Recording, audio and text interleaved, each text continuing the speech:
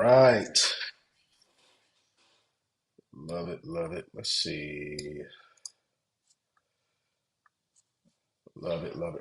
What's going on? What's going on? Great to see everybody here in attendance. Okay, I shared my screen already, so I can't see every single person. Okay, what's going on, everybody? I'm gonna give y'all just a couple of seconds to come in, just like everybody's jumping in now. Fantastic, fantastic. Okay, great. Well, what's going on, y'all? Welcome, welcome, welcome to this webinar. Trust me when I tell you, y'all are in for a treat. Just know, just know. Now, I am for those folks who don't know, I am here in the big Texas, in Houston, Texas. Here's what I want to know. I want to know where you are tapping in from. Put it in the chat box. Give me a city and state. Give me a city and state. Let me know where you're tapping in from right now in the chat box. I see for a lot of them in the building. Oh my goodness, Daryl's from Houston, man. What's going on, neighbor? What's going on, neighbor? St. Louis in the building. Calgary's in the building. Cape Cod in the building. My goodness, that's what I love. I love to see where we're tapping in from geographic, like where everybody is. Dayton, Ohio, Ontario. Wow. Love it, love it, love it. Appreciate y'all. Appreciate y'all. Because at the end of the day, check it out. Everybody's always usually concerned about their market when it comes to real estate investing. You know, I got people in San Diego, I got people in Detroit. Both thinks that their market is just way too expensive.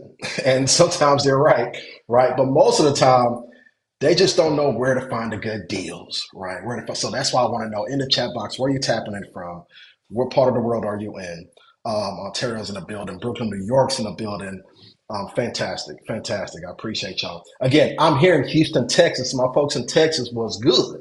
You know what I mean? Well, listen, appreciate y'all tapping in tonight. I am excited. Thank you for tapping in. I know y'all could be doing other things, right? I know there are other things you could be doing tonight, but you're choosing to hang out here because you want to make some money in 2026, and looking into hotel deals. So if you notice too, like hotels has definitely gotten more popular over the past 2 or 3 years or so, right? And I think for two main reasons. People like me that did a lot of Airbnbs and kind of took that natural progression into hotels, and also just the power of social media, right? You're seeing a lot more value being added, a lot more people being more open and talking about how to get into boutique hotels. They've gotten a taste of generating income on a nightly basis from the STRs, and now they want to scale and take that route to boutique hotels. So you're seeing a lot more about hotels. Now, obviously, the very idea of buying a hotel seems kind of out of reach, borderline impossible for a lot of people, right? It's always interesting to me. It's always interesting to me when I talk to people that maybe they're in real estate investing, or maybe they've done a lot of Airbnbs, or maybe they've not done any real estate investing. I say, hey, okay, you're interested in doing hotels.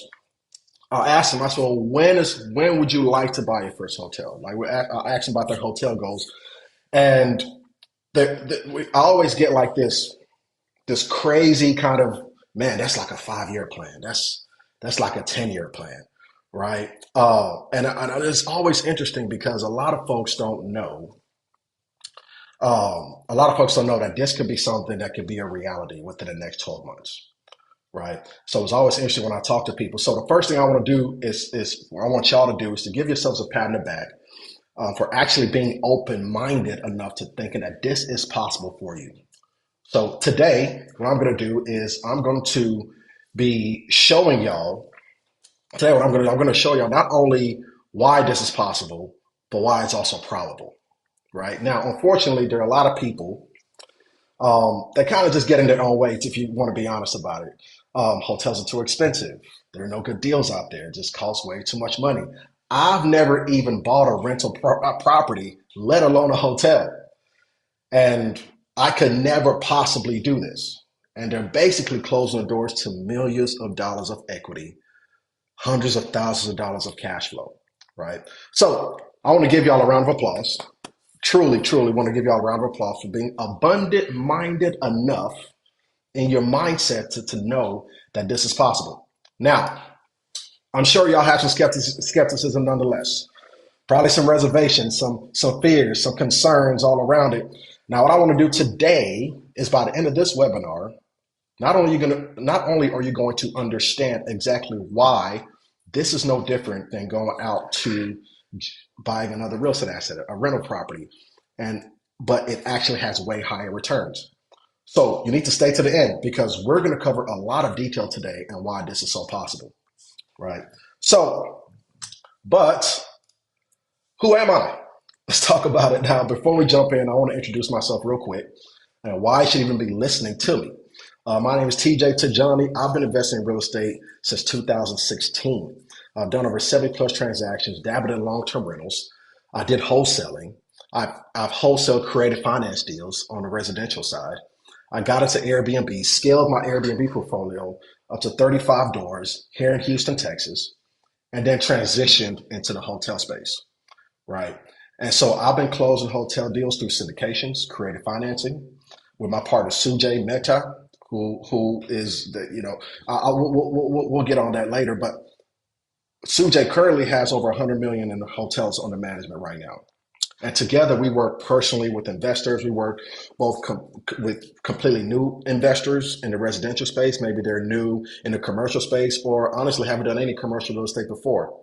Either way, we work personally with investors to help them buy their first hotel deals or the second hotel deals that generate not only operational cash flow, but also having a lot of equity on the back end. And along with that, I've had the privilege of doing calls like this, educating and being able to add value and showing people what's possible with hotel investing. Now, why hotels, right? Why hotels? Because at the end of the day, there are a lot of real estate assets that you can be tapping into. There's storage units, there's apartment complexes, residential single family. But why hotels? Why is it that I'm investing in hotels? Why is that my main strategy? And why should it be your main strategy as well? Well, for one, higher cash flow than residential properties, right? Understand that hotels are operating businesses. They're not just real estate. This is the biggest difference. Unlike residential rentals or apartments with fixed monthly rent, hotels monetize per night, per room, per service, right? And understand, when it comes to hotels, revenue isn't just driven by a tenant. Revenue is driven by average daily rates. It's driven by your occupancy, right? Ancillary income like your parking, food and beverage. You get late checkouts, right? You could charge for things like that. You could generate additional income with things like that. If you have a flex room, an event space that you can host events and meetings in, a meeting space, right? All these are income opportunities when it comes to hotels that aren't in other real estate assets. You can actually push revenue in hotels on a daily basis, weekly basis, monthly basis through pricing optimization, through just management, better management, renovations, repositioning your brand, because that happens as well, right? So I want you to understand, with like houses or apartments, you're capped. You're capped by the rent. With hotels, you can increase your income weekly, sometimes daily. Hotels often, they'll generate 2 to 4 times the gross revenue per dollar of real estate compared to long-term residential rentals. This is why a lot of sophisticated investors move into hotels once they scale and once they realize that, okay, I want real cash flow, not just appreciation. Understand, in the hotel game, you're working with real cash flow. But in truth, cash flow is just part of the story. The real wealth is created through returns, right? Through returns. Now, hotels these are value based on performance, not just comps. Not just comps. Yes, we look at comps, yes.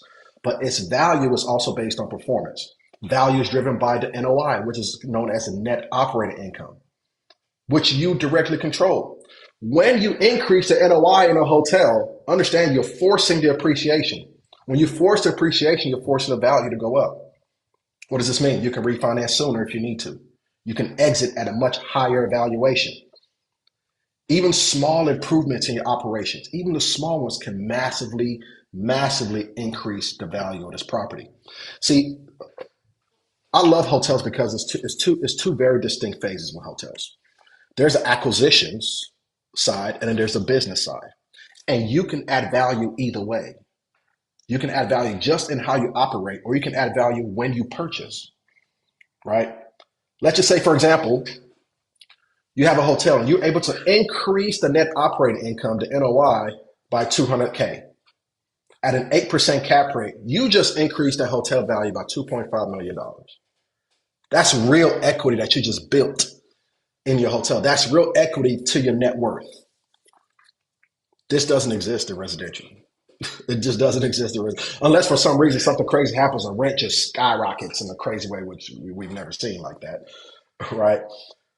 But at the end of the day, hotels allow an amazing operational upside, right? Expense optimization. This is why hotels regularly they deliver high IRRs, which is the internal rate of returns. Which all that means is the time value of money. How fast are your investors getting their money back? That way they can put it into another deal, right? Hotels is one of the very few assets where IRRs are in the mid-teens, up to 20% plus. So understand with hotels, you're not like waiting on a market. You're creating the market. That's the beautiful thing about it. And the reason this is possible is because hotels give you a lot more ways to structure deals. And that brings me to my next point, the flexible financing options. Because at the end of the day, hotels are one of the most creatively financeable asset classes in commercial real estate. Absolutely. There's no other asset in real estate that gives you the flexibility to create more financing options. Options like using bank money and using your limited partners money as well, right? That combo, which we're going to talk about that. Seller financing, seller carry, right? A hybrid model, joint ventures, assumable loans, right? Master leasing. These are all ways that you can acquire a hotel. Most sellers, you gotta understand, sellers, people that sell hotels, they're not like regular real estate, like just sellers. Most sellers are operators. They're not regular real estate investors. They're not institutions. This opens the door to more creative structures because these are operators like you and myself, right? You can buy one of the best things about being able to create and structure deals creatively is you can buy with less cash. You can literally structure win-win situations. You can reduce the risk of your investors, right? So residential, a little rigid, right? When you go fund a residential deal with a bank tells you yes or no. Hotels are a lot more negotiable, right? The terms are literally a part of the deal. This is where the flexibility is so key, and why a lot of experienced investors use hotels. They use hotels to scale faster with other people's money. Absolutely. This is what we do. We use other people's money to scale our portfolio. Right. So when you combine higher cash flow, forced appreciation, flexible financing, that combination literally gives you one of the most powerful wealth building vehicles in real estate.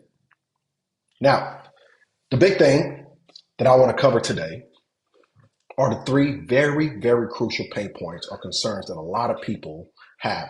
These are the pain points that stop people in their tracks when it comes to hotel investing, right? It stops people from even trying to invest in hotels and solving these problems.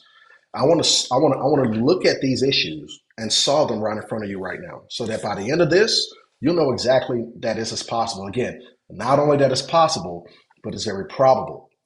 So I hope y'all got your pens and paper ready, because we're going to get into the details right now, and then I got a little something for you guys at the end. So make sure you stick around, right? Well, here's what I want to do. Matter of fact, give me a yes in the chat box. Give me a yes or a one if you're tapped in right now, you're dialed in, you're ready to really get into the value of this thing. Give me a yes or a one in the chat box right now. Give me a yes or a one in the chat box right now. Let me see it. Let me see it. Let me see it. Love it. Love it. Love it. Love it. Love it. Love it. Love it. Love it. Appreciate it. Appreciate it. Love it. Love it. Okay, so here's the thing. Now, these three crucial pain points, again, sourcing the deals, underwriting these deals, and getting these deals funded. Right now, a quick disclaimer: you're going to see there are a lot of presentations online. A lot of people host webinars.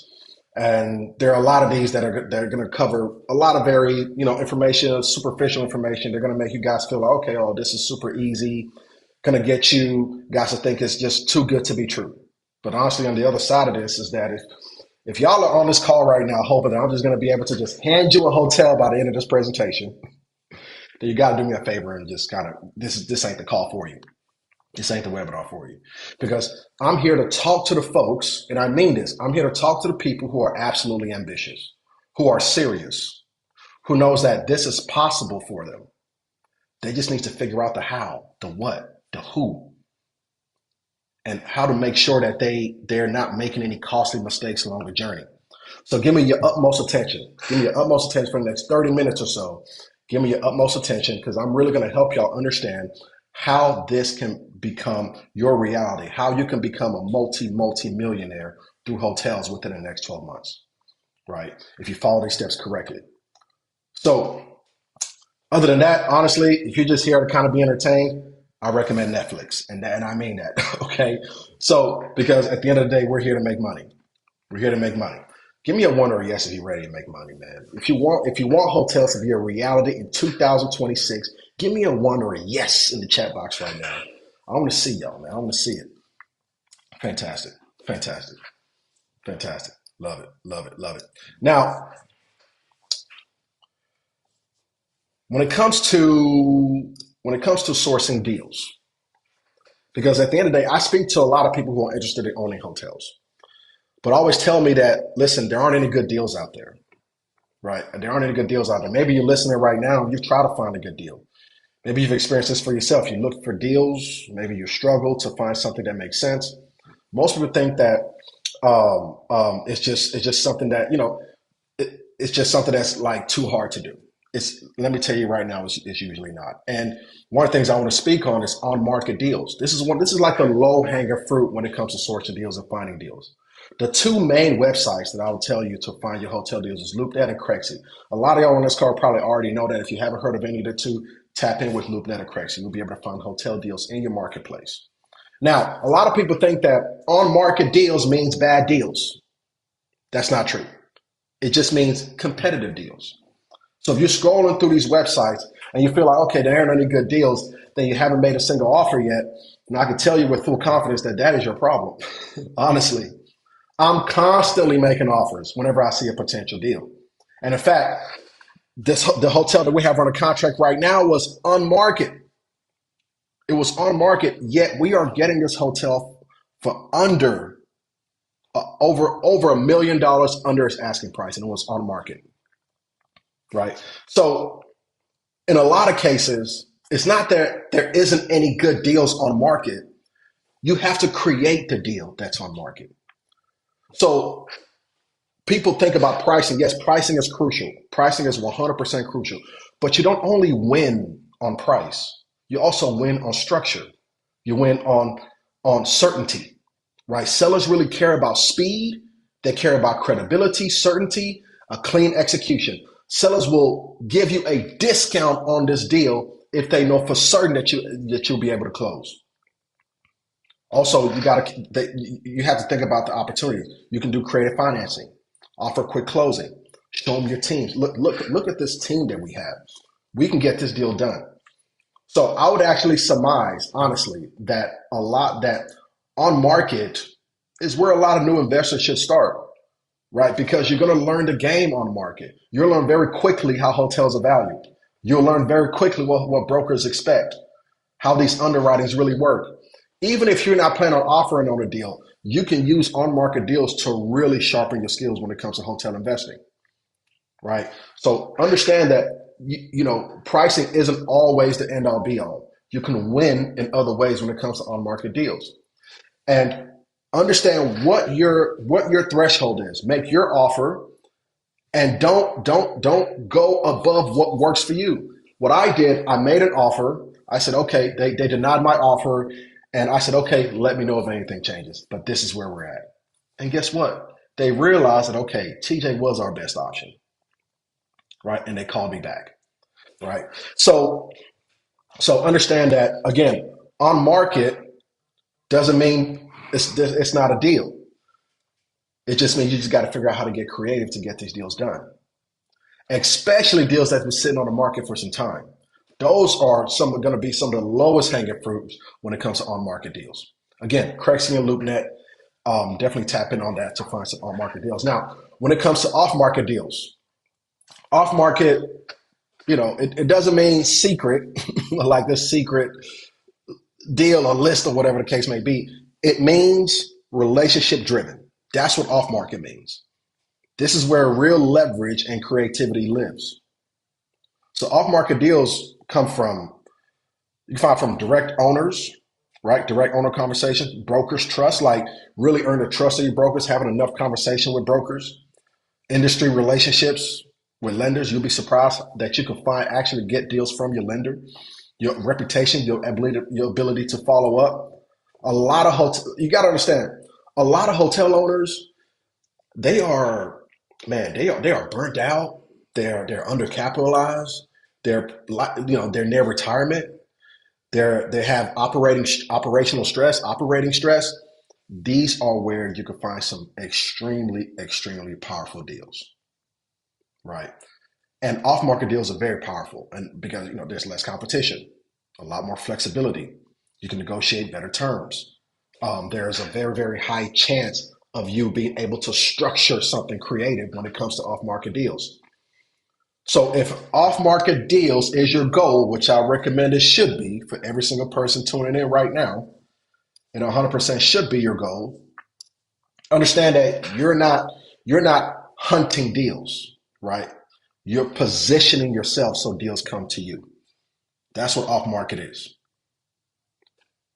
So when it comes to off-market deals, consistent outreach, professional follow-up, understanding very clearly what your buy box is, all these come into play. Your credibility as a closer, being able to network with other hotel investors, right? Which is one of the things that in our community, it's literally, we have a lot of off-market opportunities because a lot of networking is going on in the community, right? So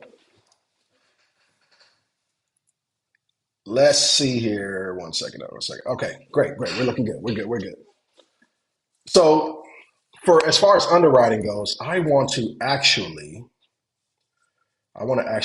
stop to share the screen here, and then I am going to share my other screen. Second. All right. Give me a one or a yes in the chat box. You can see my screen. Give me a one or a yes in the chat box. I want to make sure that before I even keep going. Fantastic. Good deal. Fantastic. So this is the underwriting model that we use. This is where a lot of our members in our community. This is where they live on. If I were to, I could spend literally till 6 in the morning going over this sheet. But I just want to hit some very key highlight points. Now, understand, this is my deal. This is the deal that I currently have on the contract right now. Feel free to look it up. It's a Best Western Plus. It's actually Best Western Plus here in Houston in the Pearland suburb. Feel free to look up the address. But I want to just point out just a couple things. Purchase price, right? Purchase price, which actually this property was originally listed for 6.9 million. I have it under contract for 5.7. On market deal, by the way, mind you, on market, mind you, right? So just a couple things I want to point out. That's your purchase price. That's your equity raise, which we're going to talk about that. Closing costs, acquisition fee to GP. Now, yes, can you not only not come out of pocket for a hotel deal, but also pay yourself for putting the deal together? Yes, and yes. Absolutely yes. Matter of fact, not only is it a yes, you should. You should pay yourself for putting the deal together up front. A lot of times this is 1%, 2%, doesn't go beyond 2%, right? But usually around 1 to 2%, sometimes 1.5%, right? So legal fees, all that jazz, then it kind of breaks everything down here. There's no PIP. When I say PIP is a property improvement plan, that's pretty much rehab. There's no rehab on this deal because the hotel's brand new. It was just built 2025. So all this is pretty much blank, and it kind of sums everything up here. And this is pretty much your financing, pretty much say that, hey, the bank is going to fund 70%. This is actually what we've already gotten quoted. We've already got all this stuff lined up. 70% of the deal. And so we see what our monthly payments are going to be. We're not going to be refinancing the loan. It's going to be a straight conventional loan, right? There's a lot more going on, but I just want to hit the very, very, very key points. Um, we're doing a split between the GPs, which is us. What I want you to be good at is how to be a GP, a principal, a general partner. That's where I want you that's where I want your skill to come in on. Because at the end of the day, you don't have to have all the pieces to the puzzle to make a hotel deal work. You just need one piece. You just need one piece. And the one piece that you need is if you can get good at bringing the opportunity, then the other pieces will fall into place, right? So this is what we give. This is what we're giving. We're promising our LPs. This is a pref. We're promising that, hey, 8% at the very minimum, cash on cash, operational cash flow. So then I want to get into I want to look at the deal summary here, right? This is what your partners, your funding partners, the people that actually invest with you, this is what their return metric is going to be, and this is what yours is going to be as a general partner. Again, no money out of your pocket. Understand that. Matter of fact, you paid yourself to purchase this property. So I just want to go over the very, very key metrics that an investor will look for in order for you to say, okay, this is a deal I'm comfortable investing in. Because at the end of the day, you, as the principal, as a general partner, as the organizer, you're going to need to know exactly what metrics that investors are looking for and what they expect on a hotel deal. The average cash on cash, we're at 22%. Now, this is an average cash on cash. You think this is performing a lot better than a lot of other investments. And you got to understand, these are passive investors. These are passive investors. And their internal rate of return. You want if your average cash on cash, if your average cash on cash is 15%, you're still in good shape. Right? But we're at 22% on this deal. Now your internal rate of return. You want to be at least 15%. I'll say 14% on the low end. You want to be at least 15% on your IRR. Again, the IRR is the time value return, right? How fast are my investors going to be able to recoup their money so they can put that money back into one of my other deals or another deal with me or another deal that they want to invest in? They look at this, right? Equity multiple. This is like kind of just surmises the deal. The equity multiple is saying that, hey, 2.12 means that if you have an equity multiple of 2, that means that if you give me 100K, you're going to get back 200K. If your equity multiple is 1.5, that means that you give me 100K, you're getting back 150K. That's all that means. It just kind of sums up, okay, this is based on what I'm investing, this pretty much sums up what I'm going to be getting back. A lot of investors want to see these metrics. What's my equity multiple? Okay, what's my IRR? Okay. What's my cash on cash? This is what they want to see. Now, for you as a GP, you're making money on the acquisition fee. You're making money on the management fee. You're making money on the cash flow. Your disposition fee. When you sell, you pay yourself as a GP, right? So, and this goes through all. This is why hotel is this is why hotel can be so profitable. This is why you can literally set yourself up for generational type cash flow and generational type equity, right? So we live on that sheet. I want y'all to understand that. We in our community live on that sheet because at the end of the day, your ability to look at a deal and say, okay, this is a good deal. This deal is worth my time. Let's investigate this deal further. Let's not that your ability to analyze a deal is what's going to speak to how well and how easy you're going to be able to raise capital for the deal. Right. So let me get back to y'all. Give me a second. I just want to get back to the screen. Beautiful, beautiful. Let me get rid of that.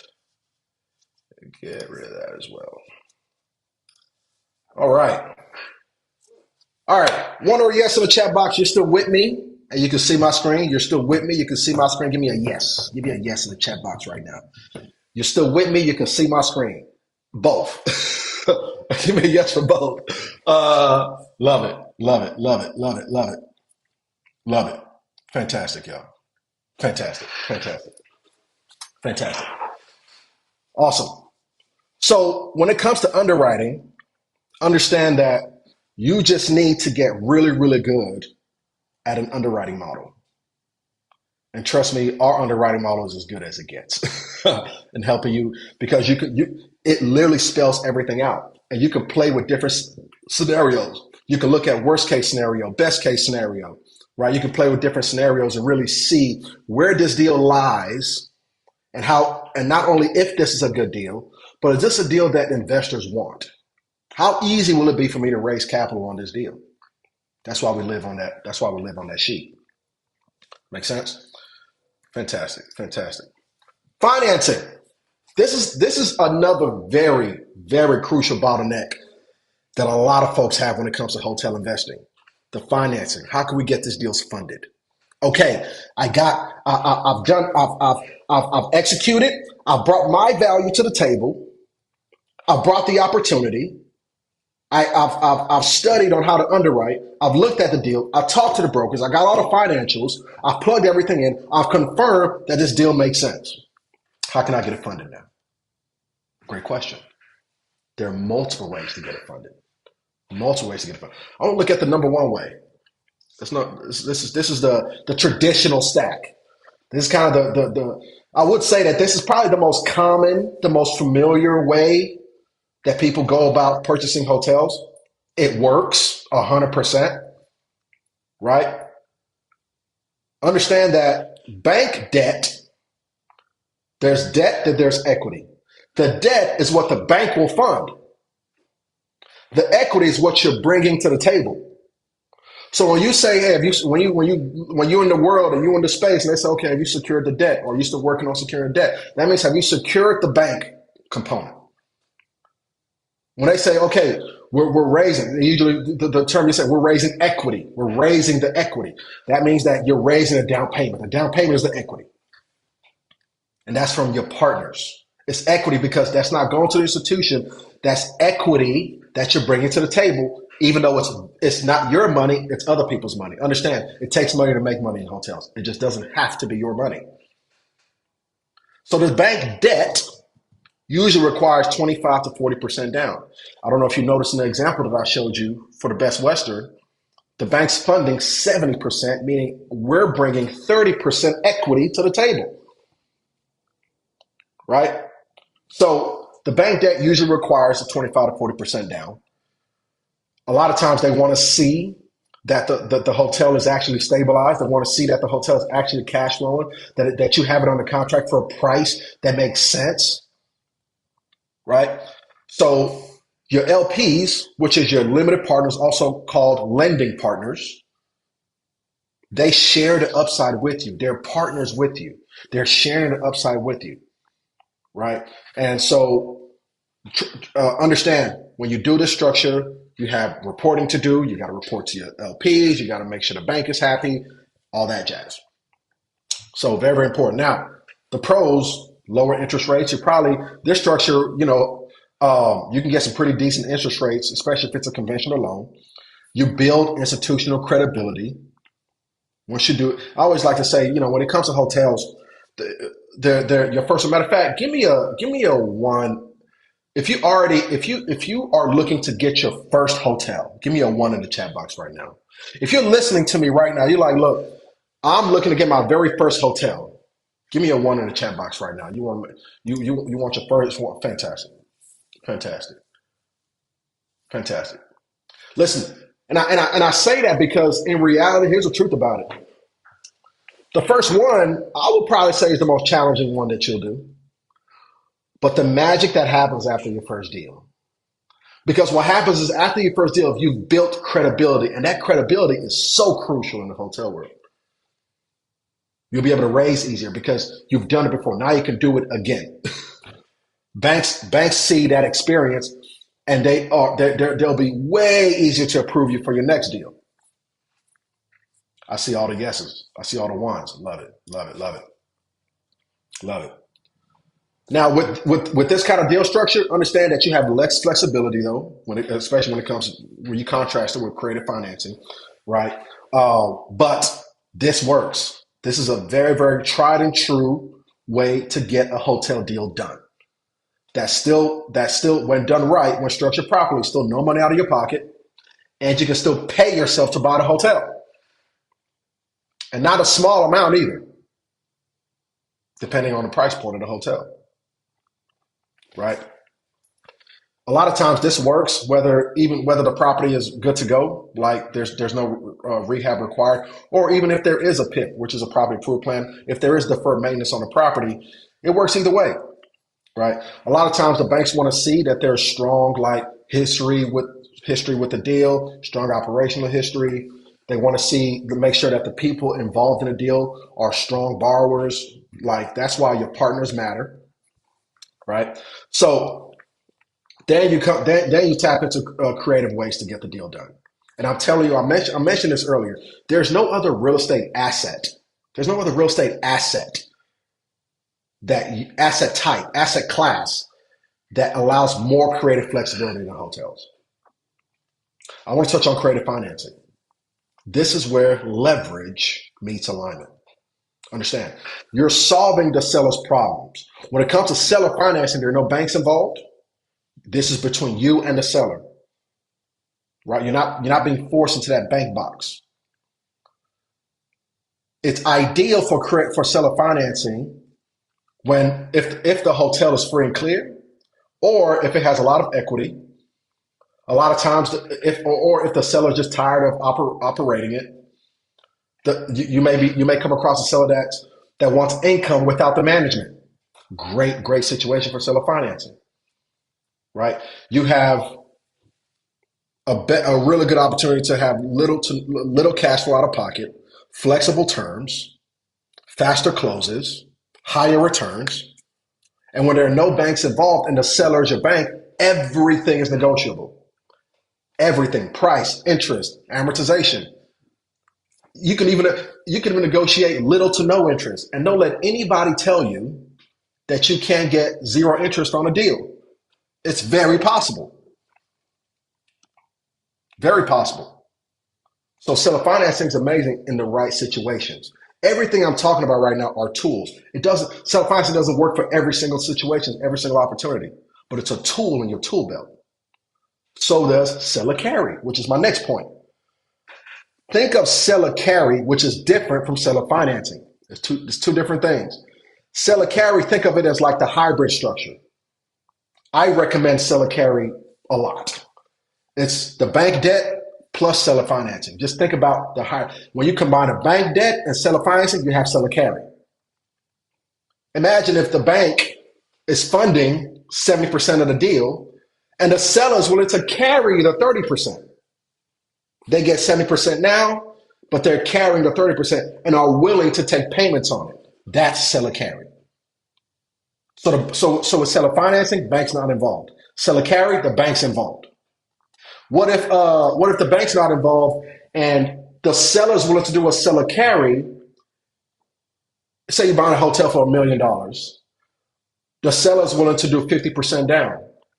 What if you raise the 50% and they carry the other 50%? That's creative. This is very doable, very possible. I love seller carry. It matters very, very much because at the end of the day, it makes deals that wouldn't even usually pencil suddenly work. Understand, these are tools. Not every tool works for every situation, but a lot of deals fail because people are only using one tool. I want to touch on another one that I don't have listed here, but master leasing with an option to buy. It's actually a really good creative strategy as well. Master leasing is where you control first, ownership later. You generate cash flow while proving the operations before you own it. Master leasing is not very common, But it's a very good tool to have in your tool belt when the seller just wants out. Maybe the property is underperforming, and you have a chance to come in and master lease it, manage it before buying it. Maybe you need time. You as a buyer, maybe you can master lease it because you need time to stabilize the asset before going into financing. That's what master leasing is about. Again, not common, but a great tool to have. If, as a hotel investor, if you are actually searching for deals where you're hustling for deals, you're hunting for deals, you will come across a master lease opportunity. With master leasing, understand ownership isn't the immediate goal. Control is the goal. Ownership later. Make sense? Fantastic, fantastic, fantastic. Now, remember I talked about one of the reasons why hotels are very different from any other asset class. Hotels are different because it's a real estate acquisition and a business. And I'm Nigerian. For folks who don't know, I'm Nigerian. I know some people. I tell people that they don't see like, "What? You're Nigerian?" Yes, and I still have my accent if I turn it on. Trust. I remember when I first came to the United States, I was 8 years old, and I would see Marriotts, I would see Hiltons, I would see Holiday Inns, and I'd be like, "Oh my God, Marriott owns that building, Hilton owns that building, Holiday Inn owns that building." No, no.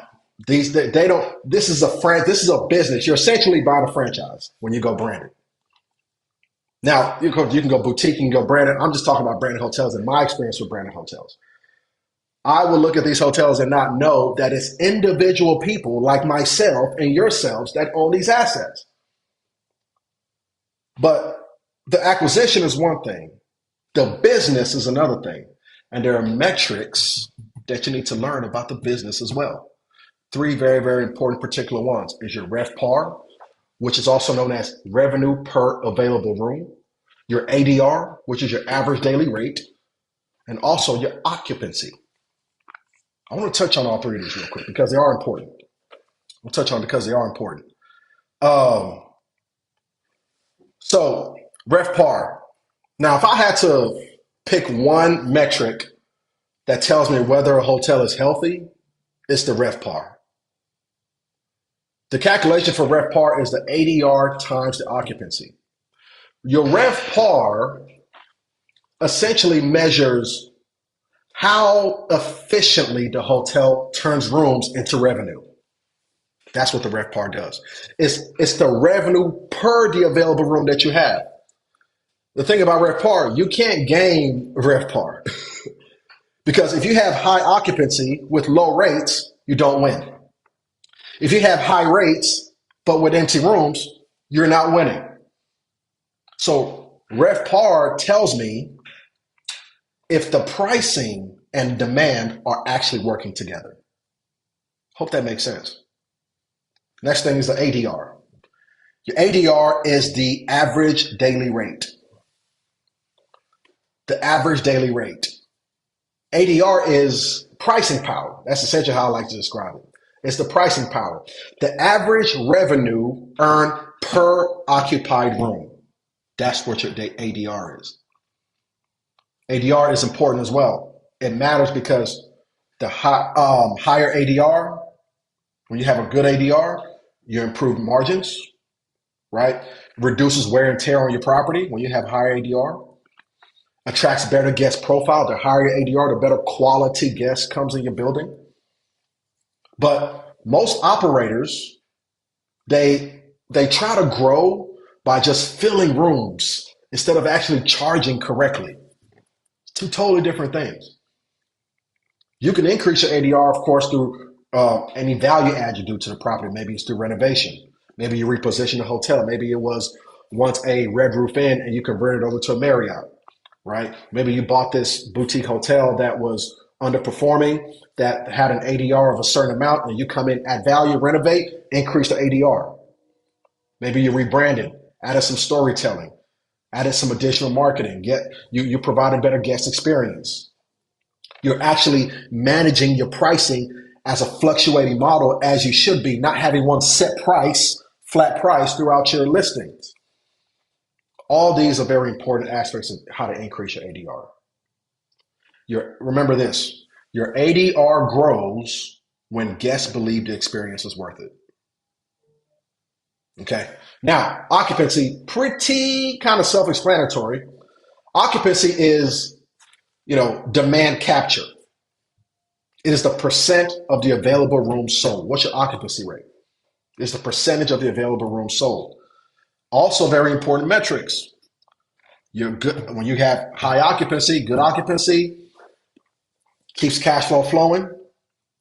You need occupancy to actually generate cash flow to absorb your expenses, your fixed costs. Gives you more leverage operationally when you have good occupancy rates. But here's the thing, and here's my warning when it comes to occupancy. If you're listening to me right now, and for my folks who've done Airbnb before, you can probably attest to this. 100% occupancy at the wrong price is still failure, not success. I'd rather be 70% occupied at a good ADR than a low ADR and be 100% occupied. Hope y'all understand why that is. I'll make more money at a higher ADR with 7% occupancy. I get better people in my buildings at a higher ADR with 7% occupancy versus 100% occupancy and a wrong price point, and a lower price point. These are why these metrics matter. You can improve your, all these are improvable. You can improve your occupancy, by increasing, working with businesses. Are there any hospitals near you? Universities, events, right? Optimizing your length of stay. These are all things that can increase your occupancy. Working with corporate businesses, group contracts, right? All these increase your occupancy. So when it comes to RevPAR, ADR, occupancy rate, your RevPAR is the result. Your ADR is the strategy. Your occupancy is your execution. And investors who usually win in hotels aren't guessing. They're managing these three levers daily. Understand that. Make sense? Give me a one or yes in the chat box if you're with me. If this is valuable enough for you, man. If you're getting value out of this, give me a yes in the chat box right now, right now, right now. Matter of fact, if you want to, I could smile for a second. You want to take a quick pic, tag your boy on social media. I'm cool with that too. That'd be cool too. Let me smile for a second. Hold on. Bet we cool. I'll be a little longer. Hold on. We did. We in there. We in there. Listen, you know what I'm saying? Tag your boy. Matter of fact, let me put my, where is the chat box at? Let me put my IG in the chat box for the folks who want to show love. Tag your boy if you want to show love. Tag your boy if you want to show love. If you're getting value out of this, I'd appreciate it. I'd appreciate it. Now, here's the thing, y'all.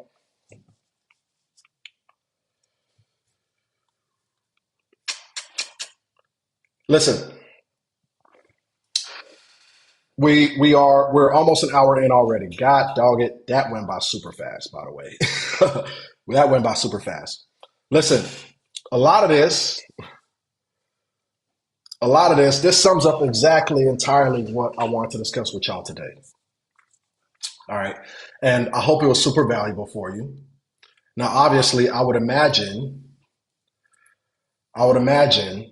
that the majority of you who booked, you came to this presentation tonight, right? You didn't book this just simply because you wanted to learn a thing or two about hotels, which I'm sure you did. Whereas a lot of you are actually actively looking for deals and how you can make this happen this year. We're in January 2026. We're a decision away from making this a transformative year. Right. One of the things that a lot of our members reach out to us, they want to know is like, how can I get a little bit more support in transitioning into this kind of asset class? How can I learn from those who have already done it, who are excelling at it, who knows what they're doing? How can I mitigate my risk? Because we're talking, high six, obviously multi-seven figure investments. How can I structure this correctly to make sure that I'm mitigating my risks, maximizing my returns? Obviously, also speed up my ability to scale and actually start to make money. Hold on, my side. And actually start to make money with this, right? How can I structure this? How can I start do this with support? And that's exactly what myself, Sujay, Brittany, and Owen created with this Hotel Investor Academy. This is a straight one-to-one coaching program where we personally hold your hand and mentor you through acquiring your first, maybe even your second hotels and several hotel deals with us. Now, I want to walk y'all through exactly how we do that, what that looks like, because we are a very exclusive community. As you can imagine, y'all, I know that there's tons of real estate groups out there. And there's thousands of members, like hundreds of members, and they'll talk to you about coaching. They'll say, hey, we have the Zoom call once a week. You got hundreds of people on the call and you feel drowned out. And maybe you don't feel seen in your own group. I feel like you got the support that you need. I'm telling you unequivocally that this couldn't be further from opposite of what we do. We're a very small community. We have just under 75 people, maybe right at 75 people in this community so far. Mostly because a lot of folks don't even think hotel ownership is even possible. But now that I've shown y'all that this is possible, again, possible and probable for you with the right support, you can recognize just how doable this is for you. Right? Here's what we do in the program. First thing we do, we want to educate you on the business itself. So everything that we just walked through tonight, I'm talking about in exact step-by-step detail, is provided to you, self-paced, along with direct one-on-one coaching. And understand, there's 4 coaches in this academy: myself, Sujay, Owen, Brittany. We own multiple hotels each. We're direct coaches in this program. And while yes, knowledge is power, but truly they kind of lied. It's applying the knowledge. That's where the real power is. We have multiple weekly calls that we do every single week with y'all, with the community, with the academy, to answer any questions. We run through financing, underwriting. We do deal reviews. Along with that, we have exclusive private group that we have, like exclusive WhatsApp group, where y'all can tap in 24/7 access directly to us, where you can message us, send us your deals, send us your questions. We answer you directly. And once you have a deal, maybe you're not sure if it makes sense. We personally go through these deals with you. It's a hand holding, lockstep, like a GPS kind of process.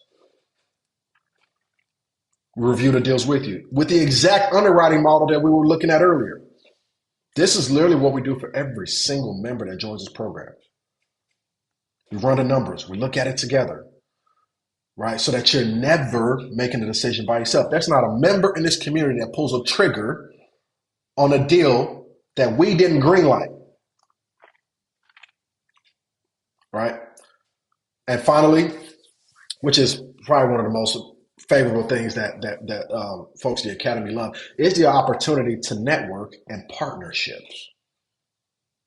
Networking. Remember, you don't need to have all the pieces of the puzzle. You don't need to have every piece, just one piece, and you can find the other pieces that you need. Right? Most of our members actually partner together in these deals. If you find an opportunity on a hotel, similar like maybe to the one I'm showing you, where there's 100,000, maybe a million or so, that's required to get the deal done, right? Obviously, you're going to need to raise some capital. That's one of the beautiful things about hotel investing. You don't have to do it on your own. If you can get good at sourcing the deal, you can partner. You can partner with other people that you need. Okay. Not to mention, we're always looking for partners as well in our own deals. And the first place we go before anywhere else is we bring opportunities to our members. Now, if this seems interesting, If you're at all curious on how to get into this opportunity and start to scale this a bit faster, I want to invite every single one of y'all under the sound of my voice right now to book a call with me. And when I say with me, I mean with me. I'm not like just not just like a sales guy on my team. I want to talk to you, not somebody else, me personally, where you can ask me questions, any question under the sun, get all your concerns out the way. Um, Talk to me, let me know what your concerns are. And you and I are going to kind of put together a custom growth plan to make hotel ownership a reality for you in 2026. How we can help you scale and close a hotel this year. I'm going to put the link in the chat box right now. My team's putting the link in the chat box right now. It's in the chat box. Guys, book your call with me. Get all your questions answered. I want to make sure that you know exactly where you are, what you're doing, so that we can show you how we can hold your hand lockstep through this process to hotel ownership to make this the best year of your investing career. I'm genuinely looking forward to speaking with y'all. Genuinely looking forward to rock with y'all. We're putting a link in the chat box right now. I'm assuming it already is. I'm assuming it already is. I'm assuming it already is. Feel free to send me a note when you book your call. Feel free to send me a message, a quick note when you booked your call.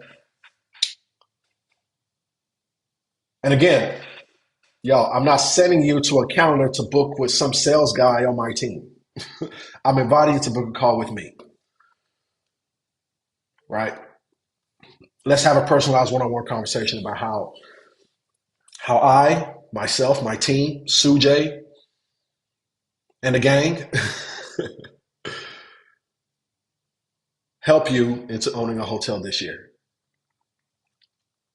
Listen, if you got value out of this call, give me a one or a yes in the chat box right now. I just want to know if you got value out of this call. Give me a one or a yes in the chat box right now. If you're booking, if you're booking your call, give me a one or a yes in the chat box right now. Right. If you got value, give me a one or a yes in the chat box right now. Love it, love it, love it, love it, love it. Listen, y'all. Um, everybody sets goals every single year, and we all do. Um, you know, I always like to kind of look at goals. I like to kind of truncate them. It's very important to look at the big picture. Look at what you want to accomplish. But if what you want to do by the end of 2026, what kind of person do you need to be, and what kind of action do you need to take on a quarterly basis? Break it down to a monthly basis, a weekly basis, right? What kind of action needs to be taken? Who do you need to be around? What rooms do you need to get into to make this a reality for you? Make sense? Listen, y'all. I genuinely, it is my genuine honor and pleasure to add value and to talk to you guys. Oh man, Nav, Nav. I'm gonna just say Nav. You probably go by Nav. I'm gonna say Nav. Nav said, "Can we get the sheet to prepare for the meeting tomorrow?" Heck of a question. That sheet is reserved for members. That's a member only situation. That's a member only situation. Hope that makes sense, Nav. Hope that makes sense. Book your call. Let's talk, Nav. Book your call. Let's talk about it. I can't wait to help y'all. This is genuinely what makes my heart glad. Genuinely, fantastic, y'all. Listen, I appreciate y'all. It was a true honor. Y'all have a blessed rest of your evening. Have a blessed rest of your week, and we will see y'all on the next time. Y'all have a blessed one. Peace.